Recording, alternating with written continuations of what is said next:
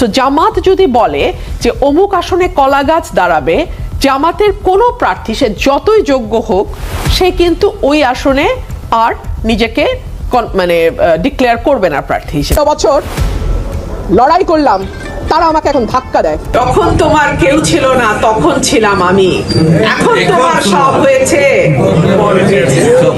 বাইরে গিয়ে নাগরিকত্ব নিয়ে সংসার পেতে বসে দেশের বাইরে, সেই লোকের দেশপ্রেম আছে এটা বিশ্বাস করার কোনো কারণ নাই। এক বাপের বাচ্চা হয়ে থাকে সরাই রাসুগঞ্জ থেকেই আমি নির্বাচন করব। হাসিনার আমলে 5 বছর যদি চোখ রাঙায়া হাসিনার কাছ থেকে চলে আসতে পারি, আর কোনো বাপের বেটা নাই যে আমারে থামাইতে পারে। আসসালামু আলাইকুম ওয়া রাহমাতুল্লাহি ওয়া বারাকাতুহু। প্রিয় দর্শক, সবাইকে স্বাগতম আজকের ভিউ ইউটিউব চ্যানেল এবং ফেসবুক পেজে। বাংলাদেশের রাজনীতিতে বর্তমানে সবচেয়ে আলোচিত নাম ব্যারিস্টার রুমিন ফারহানা। দীর্ঘ 17 বছর যেই দলটি তাকে আগলে রেখেছিল, যেই দলের হয়ে তিনি রাজপথ থেকে সংসদ কাঁপিয়েছেন, আজ কেন সেই বিএনপি তাকে ছুড়ে ফেললো?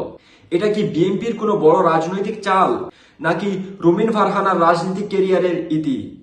সত্যি কি তিনি জামায়াতে যোগ দিচ্ছেন, নাকি স্বতন্ত্রভাবে রাজনীতি করবেন? আজকের ভিডিওতে আমরা এইসব প্রশ্নের উত্তর খুঁজব এবং বিশ্লেষণ করব রুমিন ফারহানার পরবর্তী পদক্ষেপ নিয়ে। তো প্রিয় দর্শক, চলেন বিস্তারিত বিষয়ে যাওয়া যাক। গৌরবের ইতিহাস ও বর্তমান বাস্তবতা। ব্যারিস্টার রুমিন ফারহানা শুধু একটি নাম নয়, একটি দীর্ঘ রাজনৈতিক অধ্যায়। বিএনপির আন্তর্জাতিক বিষয়ক সম্পাদক হিসেবে তিনি ছিলেন দলের অন্যতম প্রধান মুখ। বিশেষ করে আওয়ামী লীগের কঠোর শাসন আমলের সময়, যখন অনেক বড় বড় নেতারা চুপ ছিলেন, তখন রুমিন ফারহানা একাই রাজপথ এবং টকশুতে সরকারের সমালোচনায় মুখর ছিলেন। কিন্তু রাজনীতির মার পেঁচে আজ সেই দলই তাকে বহিষ্কার করেছে। রুমিন ফারহানার বাসায় যাদের জন্য 15 বছর লড়াই করলাম, তারা আজ আমাকে ধাক্কা দিচ্ছে বা ছুড়ে ফেলছে। কেন এই দূরত্ব? অভিযোগ ও পাল্টা অভিযোগ। বিএনপির সাথে তার দূরত্বের শুরু 5 আগস্টের পর থেকে। বিভিন্ন তথ্য অনুযায়ী টকশোতে তার কিছু বক্তব্য দলের মধ্যে অস্বস্তি তৈরি করে। তিনি সরাসরি বিএনপির কিছু নেতাকর্মীদের বিরুদ্ধে টেন্ডারবাজি ও চাঁদাবাজির অভিযোগ তুলেন। শুধু তাই নয়, দলের শীর্ষ নেতৃত্ব এবং দলের ভারপ্রাপ্ত চেয়ারপারসন তারেক রহমানকে নিয়েও তিনি কিছু বিতর্কিত মন্তব্য করেন, যা দলের হাইকমান্ড ভালোভাবে নেয়নি। এই বিভাজনের ফলশ্রুতিতে তাকে দল থেকে বহিষ্কার করা হয়। জামায়াতে যোগদানের গুঞ্জন ও সত্যতা। সামাজিক যোগাযোগ মাধ্যমে ব্যাপক গুঞ্জন ছড়িয়ে পড়েছিল যে রুমিন ফারহানা জামায়াতে ইসলামে যোগ দিচ্ছেন, কিন্তু তিনি এই বিষয়টি স্পষ্টভাবে পরিষ্কার করে দিয়েছেন। তিনি এইসব গুজব উড়িয়ে দিয়ে বলেছেন তিনি কোনো দলে চুক্তিবদ্ধ হচ্ছেন না, বরং তিনি তার আদর্শে অটল থেকে স্বতন্ত্র রাজনীতি করার সিদ্ধান্ত নিয়েছেন। ব্রাহ্মণবাড়িয়া 2 আসন ও নির্বাচনী চ্যালেঞ্জ।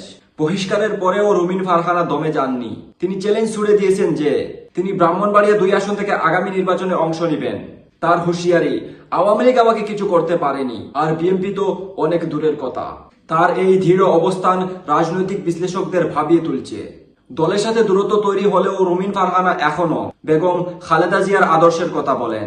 তিনি খালেদা জিয়ার আদর্শে লালিত একজন সৈনিক হিসেবে দাবি করেন এবং সেই অনুপ্রেরণা থেকেই নিজের রাজনৈতিক পথ চলার ঘোষণা দিয়েছেন।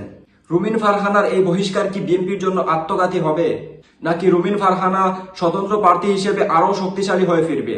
বাংলাদেশের রাজনীতিতে এর প্রভাব কতটুকু তা সময়ই বলে দেবে। প্রিয় দর্শক, রুমিন ফারহানার এই বিদ্রোহী অবস্থান নিয়ে আপনার কি মতামত? বিএনপি কি তাকে বহিষ্কার করে ভুল করলো? কমেন্টে আমাদের জানান। ভিডিওটি ভালো লাগলে লাইক দিন এবং এমন আরো রাজনৈতিক আপডেটের জন্য আমাদের চ্যানেলটি সাবস্ক্রাইব করে রাখুন। ধন্যবাদ। আল্লাহ হাফিজ। আসসালামু আলাইকুম ওয়া রাহমাতুল্লাহি ওয়া বারাকাতুহু।